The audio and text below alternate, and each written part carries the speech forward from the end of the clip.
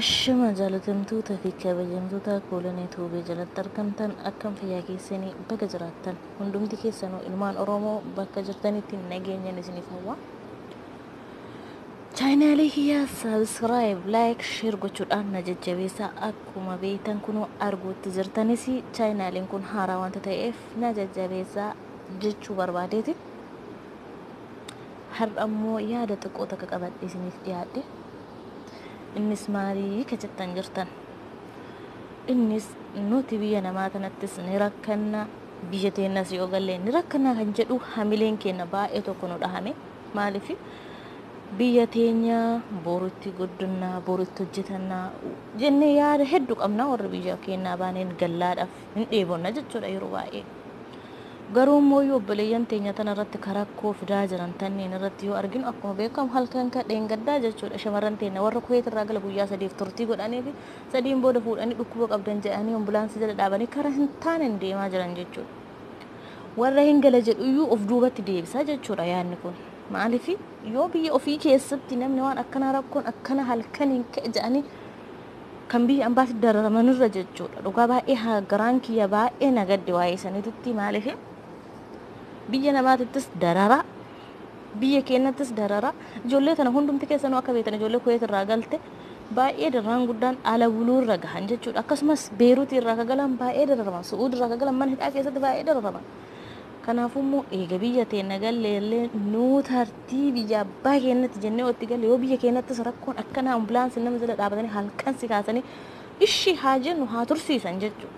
Turtiin kun haa tursiifamtu yoo obboleeyyan teenya tun biyya ambaatti irraa galte turtii guyyaa 3 torbee 15 yoo turte bakka tokko tursiisanii laalanii akkasitti akka uummataafis jechuudha. Namni uummataafis yaade akkas halkan ka'anii obboleeyyan teenya tan halkan ol seeni jedhanii baasanii ambulaansiidhaan fuudhanii karaa biraa fiduun kun rakkoo kana dhibee kana qabdanii hin jenne ijoollee tana keessaa ijoollee dhibba ho'i keessa ijoollee haganaa fuudhanii deeman jechuudha.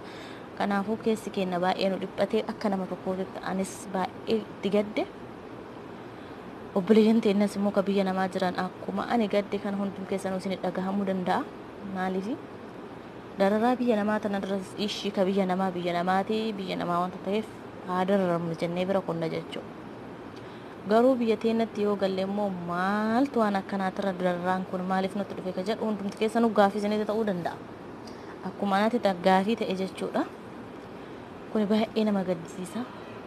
Baay'ee gaddina hundumti keenya yoo hangama kootiin baay'ee gadde yoo argu itti galle itti boqannaa warra keenya argina jedhee gaagga'ee gala namni biyya namaa tanarraa akkuma beekta. Warri keetis si eega jechuudha.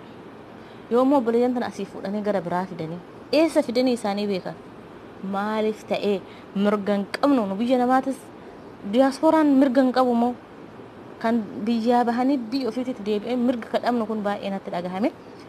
Qophiin ana isiniif qabadhee dhiyaadhe kanuma baay'ee keessi koo na jeeqamee baay'ee dubbachuudhaaf immoo hojiidha.